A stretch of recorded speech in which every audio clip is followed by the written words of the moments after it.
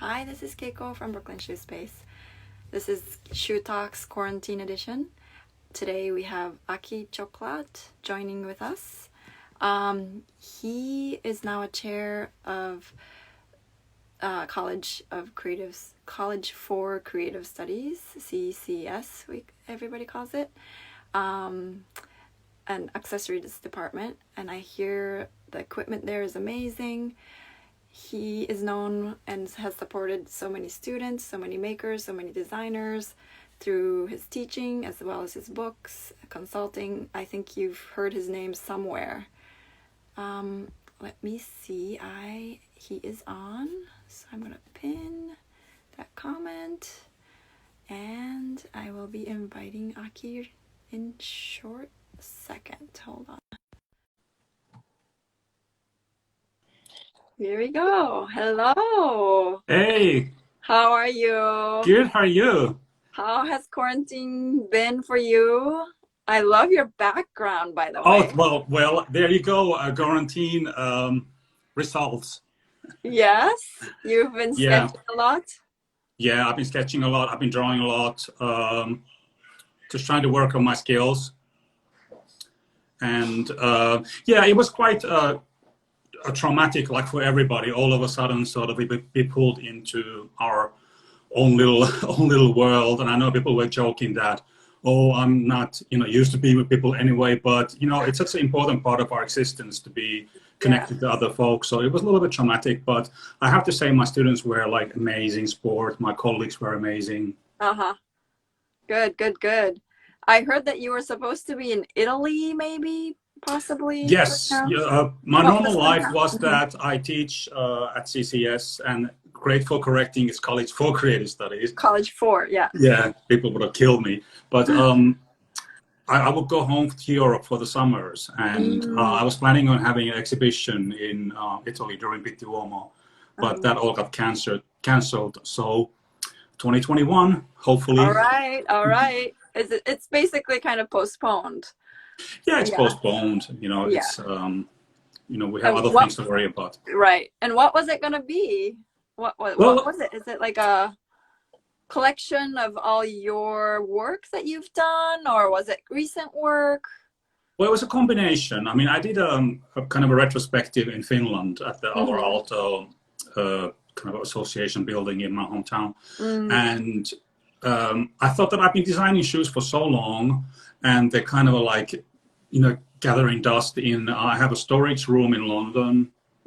I still have my apartment in Florence. Wow. And I had some pieces here. I thought, why not put it all together and kind of a little bit celebrate of all the things that I've done through my quite colorful life. And so it's old, but I'm also designing kind of a couple pieces every year, maybe 3 or 4 new shoes every year. I have a new kind of a way of looking at being a shoe designer. Okay. Well, I want to hear all about it. Well, can we kind of go back in like history, start with your beginnings, how you got into this trade? Did you make shoes initially, or did you design shoes? Well, I was always obsessed with shoes, and I really don't know why. And I was always particularly obsessed with cowboy boots. Again, I was born and raised in young. Yeah, I mean, I was born and raised in Finland. There's no cowboys in Finland. And I never understood why. And my father last summer told me that, when you were a kid, I bought you a pair of red cowboy boots and you refused to take them off and you slept in them. I was like, great. So 57 years of mystery was unraveled last summer. That's great. I was just really always sketching, always drawing. And then my father's Moroccan, actually. So I decided to get a pair made in Morocco in a souk. And I got them and I wore them, just destroyed them. Is that the boots that you posted recently? It's like that was the reinterpretation of it. Actually, I have it right here. But so it's a kind of a modernized version of it. But I decided to study politics. I decided to have a very formal life. I joined the Mormon church. What? I know everybody is like, what? Hi, Don. And Don is following me. And then I wanted to become a politician. I went to Utah to study politics. I ended up in Washington, D.C. working on Capitol Hill in the U.S. Congress, which is amazing. Okay. And I realized that, oh, no, this is not for me. So I went to corporate world, and then when I got a little bit older, I started thinking what's important in life. And I thought, well, this is the time for me to cash in all my retirement and stock options and move back to Europe and start a shoe business. And that's exactly how it happened. Oh, okay. And so you had your own collection, you did wholesale as well. And all then, of that. And I had that. no idea what I was doing. I lost a lot of money, and somebody said that maybe you should go and study. And I was like, okay. So I took a summer course, kind of a shoe design course at the Central St. Martin's in London. And that was it. It was just like, where have I, where were you? Yeah, exactly, right. you know. And the teacher was Darla Jean Gilroy. Her name is Future Perfect in Instagram. I don't know if she's here, but she was amazing. And she said to the students, like in the finals, it was like I was a stupid little guy, you know. He said, like, one day you will see him in Vogue. And I never forgot that. It was like, okay, if I ever end up in Vogue, I will send her the article. I've been in Teen Vogue, but it's not the same. So anyhow, so then I was kind of thinking what to do next. And I applied to do my MA at Royal College of Art. And I was, to my utter shock, I still think that they made a mistake or something. I was accepted, and my life kind of has never been the same since. Yeah. And also, you've been teaching a lot. Is that sort of like, it's just in your nature that you like to share what you know and your talents? Yeah, I mean, I don't know about sharing talents, but sharing, knowledge and sharing experience. And I was first invited to teach at the Montfort University in Leicester. And I had no plan. I didn't know how to go about doing it. But what I had learned at Central St. Martin's and what I had learned at RCA, so I sort of used that as a platform to teach. And I just absolutely loved it. And it was just so great to be with like-minded people, to be with students that also were obsessing over, shoes. So it was a sort of a natural fit, really. That's so great. That's so great. And you still teach now, you're a chair. You don't teach actually a class, or are you a chair? We teach 2 classes. Okay.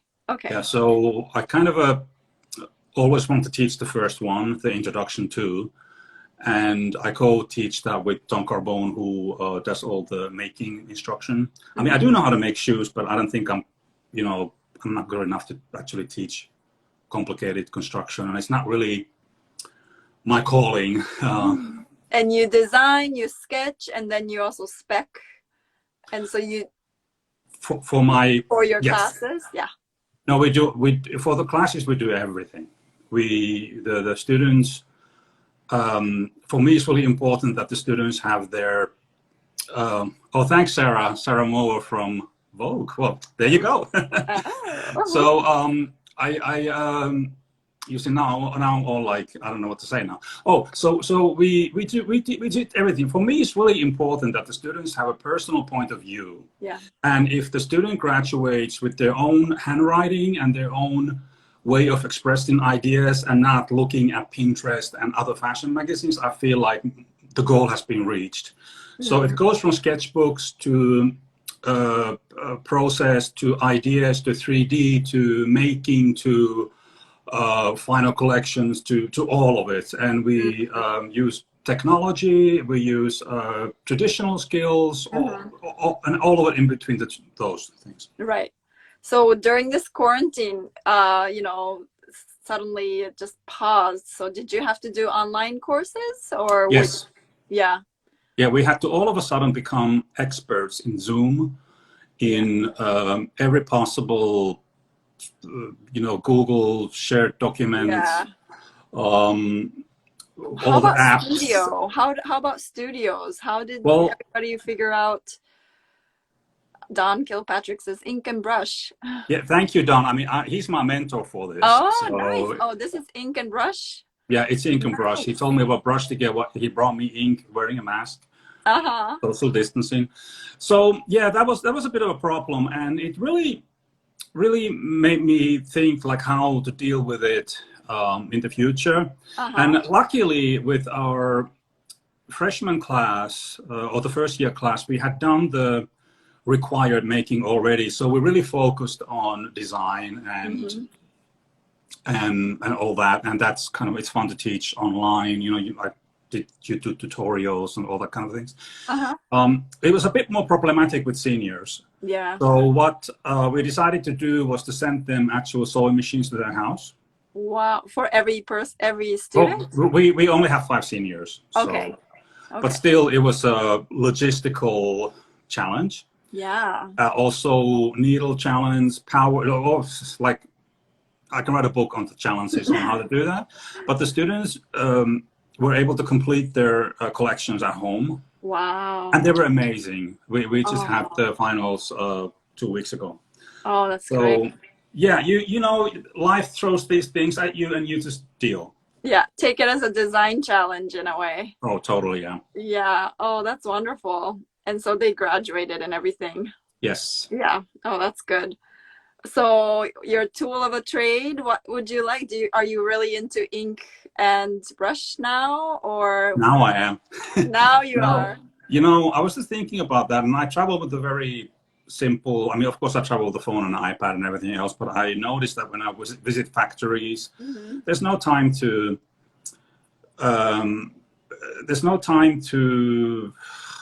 pull your, you know, Illustrator things. So it's a mechanical pencil and a sketchbook. That's what I travel with. I do have a couple, you know, markers, but that's absolutely my tool of the trade. And I didn't travel with, you know, like making tools or anything like that. Once, by accident, when I was flying from Florence to London, I have forgotten a knife or something in my my checking luggage. They took it away. No. Oh. I said no, but I said to them, "I'm so sorry. I'm a shoe designer and I teach shoemaking." They're like, "Oh yeah, you know, because it's the region where, you know, Gucci is, Prada is, all the big brands." So they're kind of and then later I thought that, well, that's kind of, they probably should have taken it. Well, you don't look so like you look harmless though.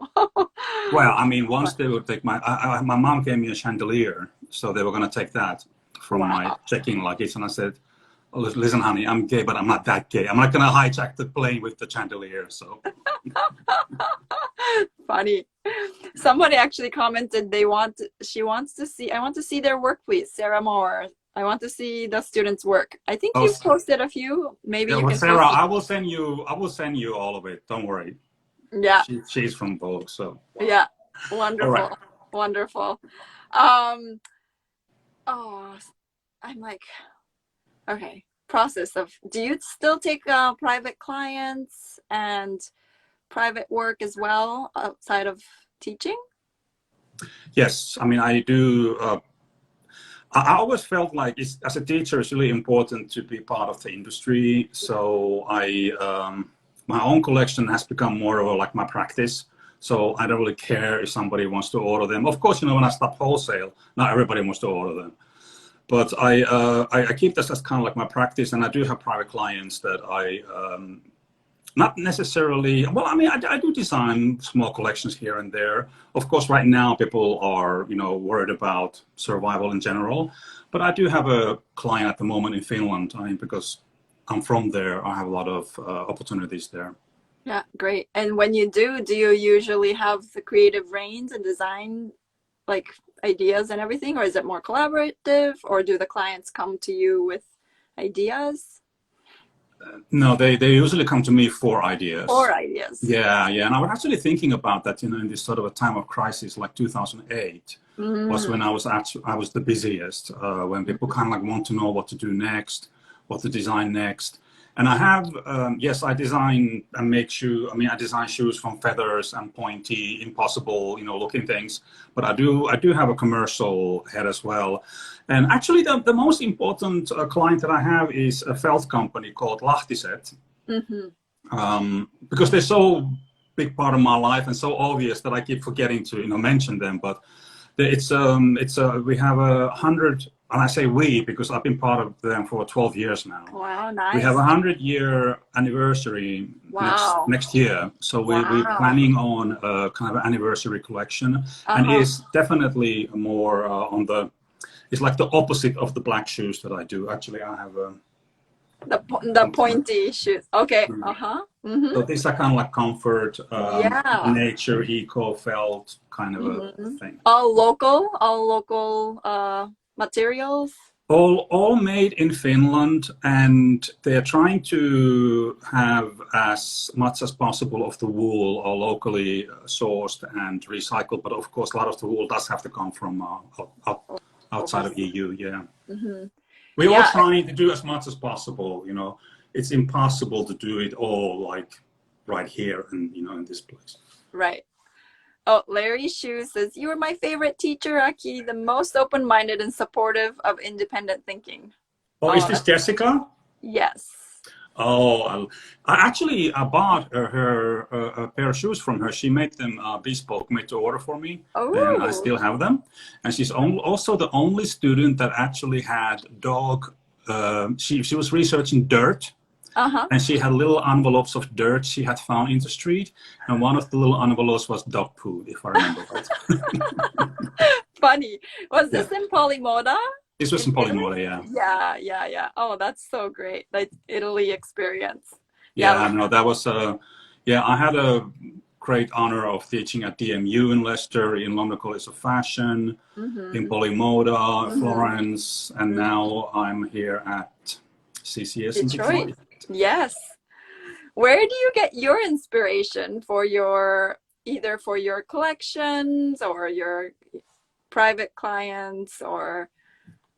It's just everywhere. I mean, I like to I like print. I like to look at magazine. I buy like crazy amount of books, which is becoming a problem because you need bookcases and all that.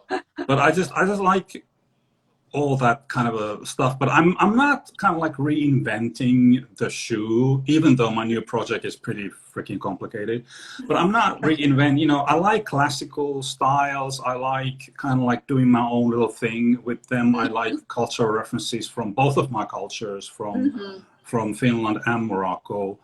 So I really like to bring those in. That's so great. What's the favorite shoe that you've designed that either was made or maybe just a sketch or? Well, I actually did make it with the help of Dominic Casey. He did help me because he was my mentor and teacher at Royal College of Art.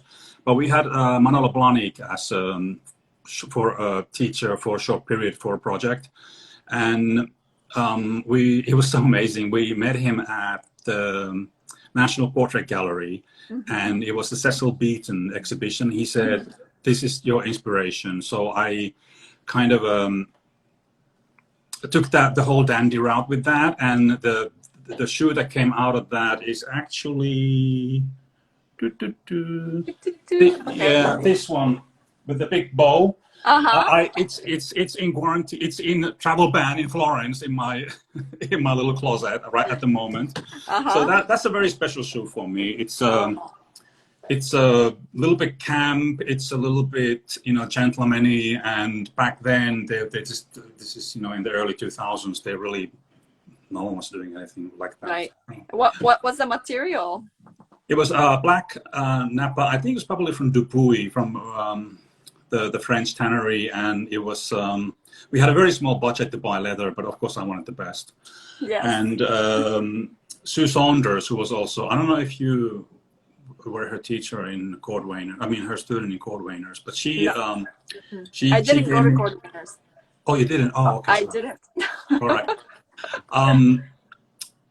Because so many people went. Yes, right now Michelle, MBQ Handmade joined. Hi, she went to Cordwainers. Yeah, okay. So Sue Saunders gave me this like really delicious piece of suede, like the best possible quality, probably from like Stefania or some luxury suede maker. So I used that as a bow. So That's so great. Somebody asked a question. I don't know. Okay, let me look. Let's look. Yeah, about 10 years of shoe industry, because I really, yeah, I've gone through the Larry's shoes. Jessica says, you have the best collection of historical shoes. Oh, I didn't know that. Yeah, I have a lot of old. Oh, yes? Yeah. What do you do with them? I just look at look at them and wonder the person who made them. I have a lot of ethnic shoes, like I don't know if you saw the black leather one. I made a black leather version of this. It's made from birch bark, and they're like super difficult to weave. It looks hard. Yeah, and you have to. I took a course from the only person in Finland who still teaches it 10 years ago, and you have to boil it for, I remember, for 10 seconds the bark, so it curves, and then you have to slot it. And I was like, I managed to make it like a box, not a shoe. So wait, hold on. There's H. Krebs Custom says, are you inspired by Moroccan art? They love leather there.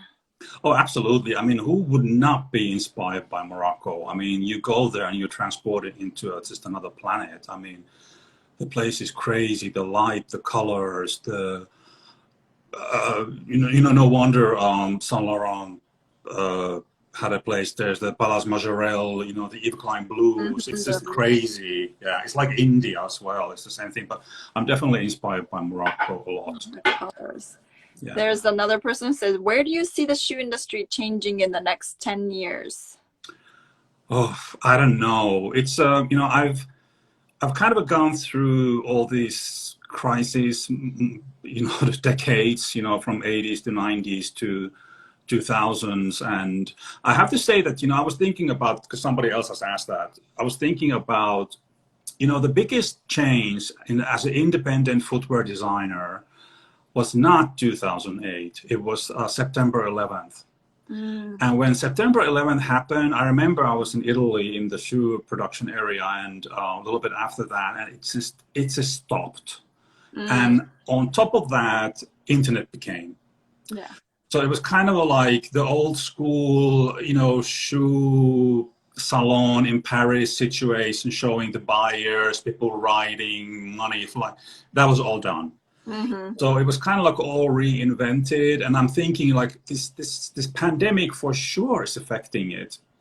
So the industry, that's a big question. I really think that the quality, I think design will be important. Do we need another 20 pairs of sneakers?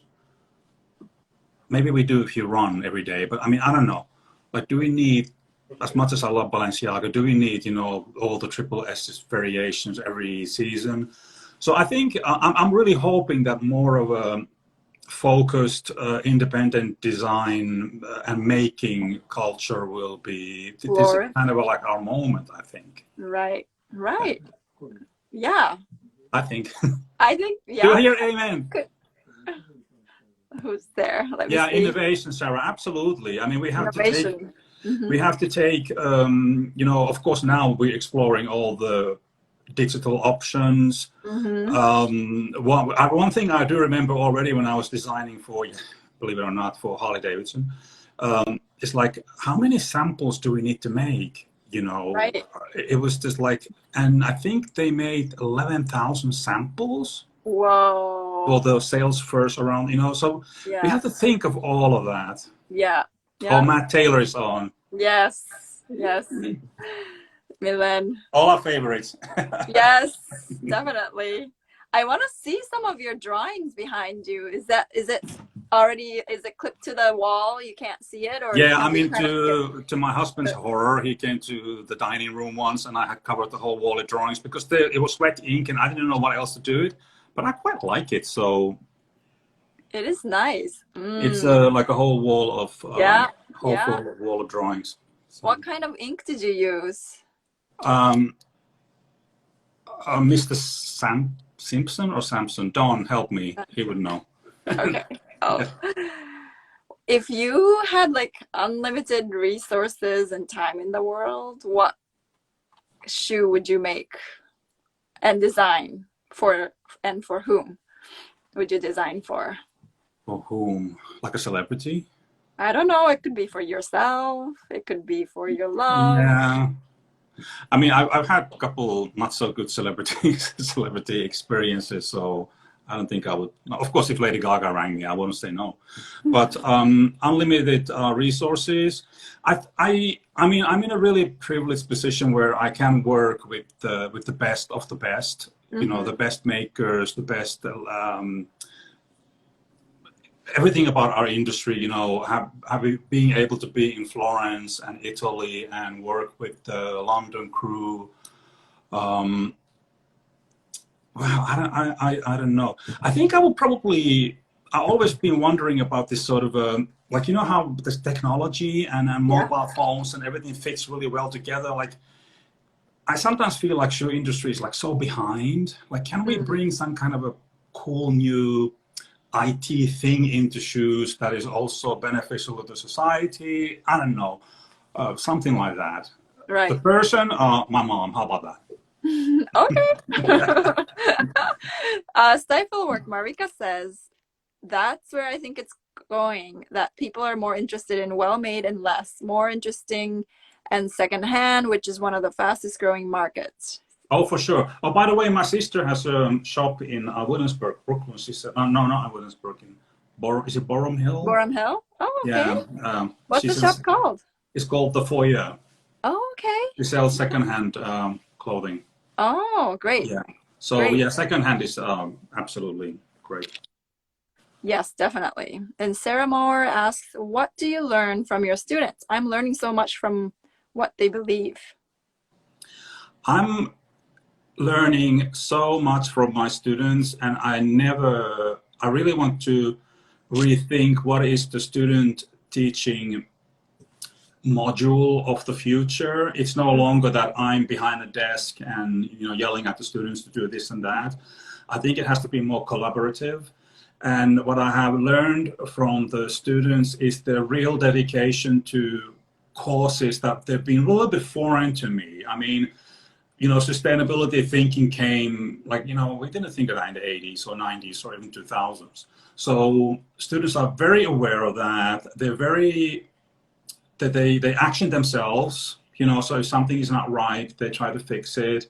They are the first ones to come and tell me if they think that I'm not doing something right.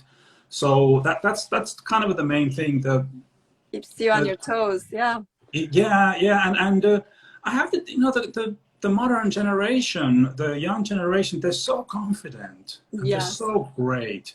Yeah. And yes, absolutely, we need to reinvent education. And this is our moment. We already started, you know, we had to, we had no choice. Yeah, definitely. So I'm gathering info, I'm gathering articles, I'm gathering manifestos from various school directors and trying to make, you know, sensible decisions for North American market, because it is different in the US than it was in Europe. Yeah. The way delivery of teaching and all that. Right. And the industry, it seems like it might change, with all this post-corona. One more question. Could you comment on the relationship between design and fashion with comfort and fit from Kurohime 50? Oh my God. I guess for footwear, yeah? Yeah. I mean, the magical balance is to design something that is attractive and has individuality, but also, you know, it has to feel good. It has to fit. It has to, you know, you have to be able to, you know, enjoy and not be tortured by your, I mean, we've all been tortured by shoes. I've been tortured by my own shoes, but, you know, that's the magical balance of things that you have to find to be commercially successful. So that's my answer. Sabotus Bespoke Sarah says, how do you balance teaching and creative work, both in your mind and logistically? Well, I'm very good at having compartmental way of thinking. So except sometimes I'm up all night thinking of stuff, but I can be the teacher, I can be the, you know, work in collaboration with students and completely separate that creative kind of a world for for what I do, and I really don't want them to be like cross. Of course, you want to share ideas, but I want to kind of like keep it separate. And it's not always easy, but it's I find it relatively easy. Easy. Okay. And do you feel like this time off? It's not off because you've been online teaching, but do you feel like you have a little bit of time to do your creative work at the moment? It's far less, because actually converting to online teaching it was shocking how much more time it took. Wow. And we were all very, very stressed. And again, I have to give kudos to students. They really were understanding and helping us out. But it was just before you would go to the studio and sort of like chit chat and look at mood boards, and now you have to like reinvent all that and write. So it was a lot of work, but you just have to, dedicate time to your own things. I also wanted to kind of like leave my European situations to work themselves out before, I actually have a bag for a private client. It's probably on somebody's work table in Italy with like one handle attached, because that's how quickly they had to leave the factories. But the good news is that I spoke with all my collaborators from London to Italy to Portugal, where I do a lot of my production, to Finland, and everybody is slowly going back to work. Oh, that's great. That's great. There are only a few weeks ahead of us, I think. So that's good news. Yeah. Zoe Greenhalf asks, Aki, do you have any advice for breaking into the industry as a freelance designer? Sometimes the shoe world can feel very cliquey and intimidating.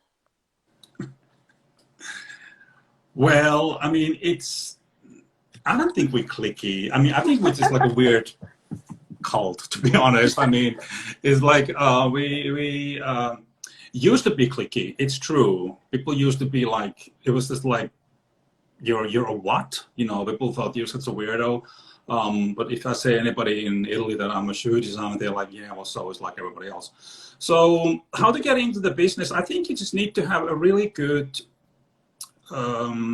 way to express your ability to create something new.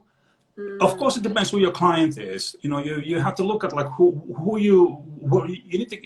Are you looking for a job? Do you want to go to sport in Nike, or do you want to go to Carl Christian Poel? I mean, I don't know.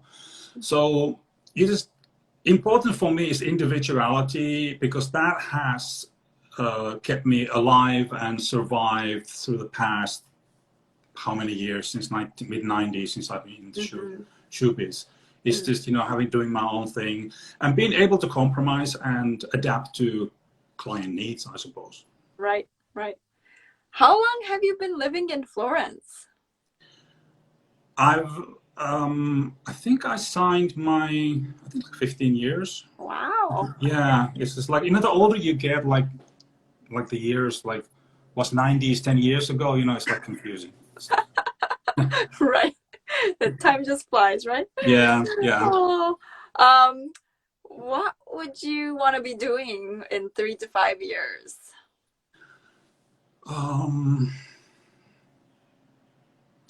Well, I liked my life before this thing happened. I'm starting to kind of think that maybe I should calm down a little bit, and not do like so many projects. I have 3 major things right now I'm working on. So 3 to 5 years, I'm just hoping to be doing the same, but in a little calmer, more thoughtful manner. I think that's the key word, is just to be more mindful and thoughtful. Yeah. Mindful and thoughtful for yourself and your well-being, or is every it more... aspect of my life, including not throwing food out, like there's one piece of bread left, the end, well, I'm gonna eat that instead of throwing it out. Looking at kind of a time and kind of appreciating, I think we took a lot of things for granted before. Yeah. That's a bit philosophical answer, but I don't really have an exact that's great for the next 3 years. But I'm in a happy position in life, and I enjoy it. Yeah. Yeah, and the PT Uomo, I hope it happens as well. Do you think it'll travel? Do you think you'll bring that show maybe to the US too? I'd love to, but let's do one country at a time. Right. I'd love to. I would really love to. Yeah, it's Yeah, I would love to see it yeah. for us. I mean, yeah, it seems more realistic for me to maybe travel to Detroit than to Oh yeah, Italy at the that's a moment. good idea. Can we Yeah, do, can you do something in for, Detroit? for all of us. Well, after the Italy show, I'll try to bring all the shoes to US with me in my hand luggage. Yeah. But I'm working on two pieces for it, and Can you talk uh, about it a little bit? Just, yeah, I really hate like sneak peeks and showing oh, things before they, but I can okay. talk about it because it's quite exciting. I'm working with a really incredible luxury uh, studio in Italy. They do a lot of lattice inlay embroidery work Uh-huh. for all the couture houses from Uh-huh. Valentino. This is finished Valentino, Mm. Dior, Mm-hmm. Chanel. So they are working with me on the upper, Mm-hmm. but the base of the shoe is made in Detroit. Oh, And okay. part of it is 3D printed. You know, Tom Corpone, like I mentioned earlier, he's working on the base, and Uh-huh. then I'm gonna assemble it. So there's a kind of Okay. like a transcontinental, Collaboration. yeah, and yeah. So I'm really excited about that. Of course, they had to put a hold on working on the uppers, but they are one of the people that I work with. I rang Friday, and they said, yeah, it's back on our work table. Oh, wow, that's exciting. Yeah. So, did you design that with their skills in mind? You knew that they can do these things, so you had that kind of skill as well as their Well, capabilities in mind when you designed it? it was basically a continuation of my final collection from Royal College of Art, and I always wanted to take it a step Oh, further. uh-huh, And I've been designing this concept for a long time, and then I uh-huh. thought, I wonder who could do it. And I know that the group is called Crafts, Mm-hmm. CRAAFTS, and I was like, of course it's them. I mean, I know them already before, but it's like one of those things that didn't really occur to me until it occurred to me. Yeah. So I went to them in the middle of their Valentino production, and they were like, "We don't have time to even say hello." And I said, "Please look at what I'm doing." And then they instantly started planning it, and it's going to be really exciting when it comes to fruit. But you never know. I mean, you never Right. know. But But I it's a have process. You're enjoying the process as well. that's my favorite part actually. It's Yeah. not. It's just like going to factories, going to these craftspeople. Yeah. That's my favorite part of all of it. Mm-hmm. Oh, that's so great. Yeah. Looking forward to it. Um, it's on your Instagram, so I have to ask you about the bush and boots. It's one of those. Oh my god! It was What's what? basically it's a classic Finnish boot called lapikos. It's we wore them when we were kids. I mean, us who grew up in the '60s, and so it's my interpretation of that. It's a bit darker. Actually, I have it here as well. Let me pull the camera a bit further out.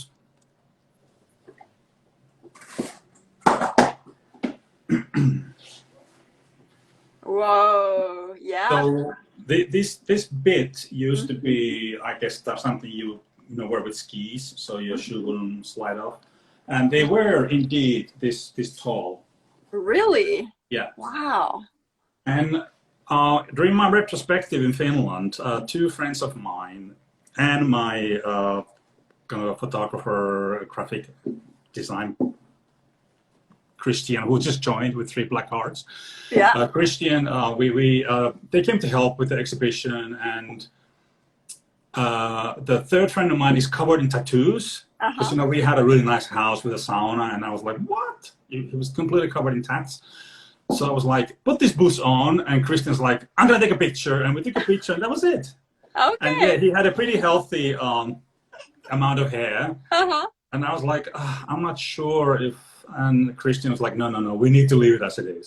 Right, right. So Don't Bush Photoshop it and out. Boots was born. It's great. It is great. Do you wear them? No, I don't. Not yours. I'm like really precious of. I do wear my own production pieces that come from the factory, but these things that I made by hand. Actually, Mark, do you know Mark Emmett? Yeah, he made this, and he now they're like too special to wear. Right. And it's part of your collection that you have. I feel like one day I want to see like your shoe collection that you have. Yeah. This one is the story. It started from this book that I read called Still Life, of abandoned Shackleton's hut in Antarctica. And they found completely preserved pieces of items, including shoes, sort of Edwardian slippers with bows and tuxedos. It's like, who has a tuxedo in Antarctica? But of course, they were British explorers, so they wanted to celebrate. Right. Once they, unfortunately, never made it to the Norwegian beat them. So my whole Privé collection is inspired and based on that. So it's continuing, including the black leather versions of these are part of that, and the ones that I'm working with that atelier in Florence will be kind of like maybe the end of it, because I need to move on to something else. Okay, sounds good. Very cool. Sarah, yeah, I'm loving it. Yes, absolutely. Finally, men have come to ability to express themselves. Actually, I'm not here to promote any of my books, but I did write a book about future of menswear and consumer behavior. So I studied it a lot, and yeah, great. There's so many fantastic options for men, and especially in Instagram, I see all the time like, oh, that's a nice top. But now I haven't bought anything. Like, where do I wear it? So that's the problem right now. So can I go back to actually like the book, the shoe design book? How did you get into, or when did you decide to do that book? Well, first of all, I hate writing. I'm a terrible writer. Jody is in the other room probably watching this, and I have to give him the absolute kudos of being my copy editor for all my 4 books. He's been really amazing. The first book I did was this one. It was a kind of a coffee table book, and that kind of gave me an idea that maybe I should do a book that would help my students, because I had like a lot of PDFs and paper that I would hand out. So I thought I'm going to compile it all into a book, and that's how the footwear design book was born. I have the Chinese edition in my house because I can't go back to my office, so I couldn't, so. Right. Oh, that's cool. Yeah, that book is like, I feel like it's a staple. I recommend it to the students too. Yeah, I'm working on an updated version because the times have changed. Yeah. Yes, times have changed. Yeah. In 2012 when it was published. So. Very cool. Very cool. Any questions have people asked? Hold on, checking. Are you working on anything for yourself, design-wise or physical work at the moment, other than your Privé collection? I guess that's your collection. Yeah, I'm working on the Lahtiset Felt anniversary collection for Finland for next 2021 fall or winter. We're going to have an event. I'm working on the exhibition pieces. I do like 3D. I do like working with leather and lasts, and I just don't have the time and the patience to hardly ever take it all the way to the end. I did make a pair of sneakers and boots the past 2 years. So great. I love watching Matt Taylor's leather studio. Like, that's all he does: smoke cigars and drink whiskey and make jackets and shoes, and it's like a dream existence. Right, and he's very quick too. Yeah. Yeah, you see the progress so quickly. It's kind of fascinating to watch. Yeah. And your sketches, would you do an Instagram, like not Instagram live, but would you post some with your sketches? I would love to see when you sketch. Well, Don, my sketching mentor, Kilpatrick, he's like constantly asking me to do something with him online. I mean, people are so fantastic with sketching and they're so brilliant with everything. And I feel sometimes a little bit um, like embarrassed, you know, because I just sort of sketch quickly something and that's it. So sure, I can, you know, try to do something. Yeah.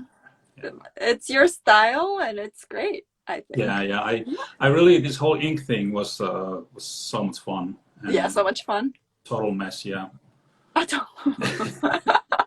Total mess. Funny. Anything No, I have a lot else? of, I mean, I have probably 30 sketchbooks. I mean, I think sketchbooks are, Ooh. during the pandemic, it's been really amazing. It's been like therapy. You play music, you're alone, you know, wherever you are, and you start drawing and sketching ideas and sketching and sketching and sketching. So those things do really fill up very quickly. I have a great friend in Finland. She makes my sketchbooks from upcycled jackets for the cover. So, yeah. Wow. Wow, that must be beautiful. Yeah, they're cool. I'll post them on social media. Definitely. And I hope, I mean, even the sketchbooks, I would love to see them one day. I mean, it's a lot. A lot? Oh, that's so great. That's so great. What would you do differently post-corona? You feel, would you, even for school or for your work, would you do anything differently? That's a pretty, I mean, it's kind of a, I wouldn't say unfair question, because of course everything, you know, like why didn't I think of this? Why didn't I think of that? Right. I sort of on a personal level, like I said earlier, I probably wouldn't take so many things for granted. Like, I don't know if you wash supermarket shopping before you bring it to the kitchen. You know? Right. You know, it's just like all of a sudden everything is just weird. What would I do differently? I think I'm in a lucky position in a sense that I've done so much. I have experience in so many different things. So I don't have a smart answer for that. No, that's okay. No, it's good. I think it's, taking things for granted. I think that's one thing for sure. I wish I wouldn't have. Or you will change that, I guess. Or right. For sure. I will be the most loving person ever, at least for the first month. Yeah, I'm really looking forward to the day when we can all just go back to like a classroom and like see everybody in person and hug each other and all this. Yeah. But it also also makes me think that, you know, did we have to have all those meetings? Did we have to travel to all those places? Could we have done it, you know, a little bit smarter before, you know? Right. Is there any not skills, but anything in the footwear industry that you would love to learn in the future? Yes, I would love to learn. Well, we are kind of dabbling into Shoemaster. I mean, we have a couple, you know, seats for Shoemaster, which, you know, links to our flash cutter, which we have in our department. But I wish there was a kind of I don't know, maybe there is, you know, sort of, I don't know if you know Clothes 3D. It's clothing, you know, 3D designs of, you know, like, it would be nice if there was something like that. I'm taking a couple online courses at the moment. For 3D. Yeah, you know, and also design. Digital design, Affinity Designer on iPad Pro, just to double a little bit. So I'm trying to go into the digital world, but there's nothing like the sound of pen on a paper. Yes. Honestly, definitely. There's nothing like the sound of cutting leather with the super sharp knife. Yeah. Or vegan leather. Yes. Do you use the pen with the iPad? Yeah. And you totally sketch with it with what's that app? Procreate. Yeah, Procreate. I prefer Affinity Designer because I do I like Well, I mean, it depends what I do, but yeah, Procreate is good. But one student said like, "Oh, you did that in a Procreate," and that really annoyed me. That they're like, they can instantly, tell. instantly recognized that it was not by hand. So I was like, "Darn, I need to get better." Because the goal is to make it look like it's done by hand, right? Hand, yeah, right. I don't know. Yeah, yeah. Very cool. All right. I asked all the questions, and I think I asked a lot of friends or viewers questions. Diane Becker says, "Hey, Aki, just to say the weather is splendid in this period.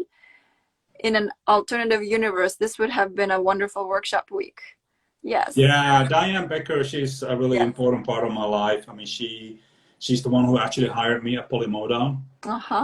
We did a talk together at the Natural History Museum in London, and I met her at the talk. And she's still, you know, she's a sort of she's got an incredible history in shoe design in Italy with the big companies. Really fabulous person. And we did the making workshop and some miniato.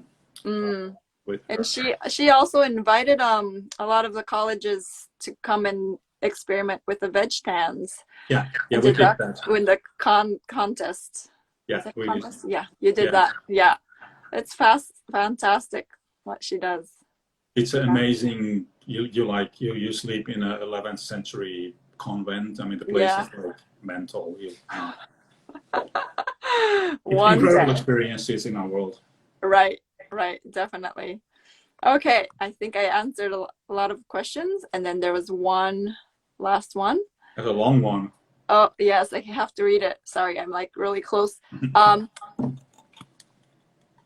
Okay, as I can't read. When did you get your first seriously private client, and how did that happen? What suggestion will you give to young independent designer? Well, depend what you mean by private client. I mean, I do have a person who wants me to design something for them, and I'm more than happy to develop, make, organize it all. It's a lot of money because it's a lot of work. My first client was a Portuguese shoe factory, actually. And I showed my collection in Milan in Milan Shoe Show, and the factory was scouting for kind of a creative director for their factory collections they designed for Zara and all these sort of commercial brands. So they just approached me, they saw what I did, and they were asking if I was interested in being a designer. And it was an incredible education to work inside of a shoe factory. You design something, and then a couple hours later, the shoe comes in front of you and kind of like draped upper form, but it was just like crazy. It's like, why did it take me 3 months to make like one thing in college? So that was my first really important, and of course then you expand your portfolio. A lot of sort of contacts came from trade shows. So London Fashion Week, Milan, Paris, and I always said that somebody will always like what you do. Yes, there's always somebody out there. Yeah. Okay. Thank you. And Stifle Works, yes, Marika. One of my absolute faves was Craft the Leather with Rizdi. Yep. Yeah. The experience. Yes. Yeah. Yes. Thank you so much for sharing your time and sharing your space. So your sketches are beautiful. I look forward to your exhibition, and I hope you can bring it to the US. I would love to see. Let's make it a plan. Yes. Yes, definitely. It can be Detroit, New York, somewhere. A tour. Yeah, a tour. Oh, Renee. Oh, my God. All these people on now. But anyway. Yes. Thank you so much. Yeah, thank you. All right. Bye. Bye.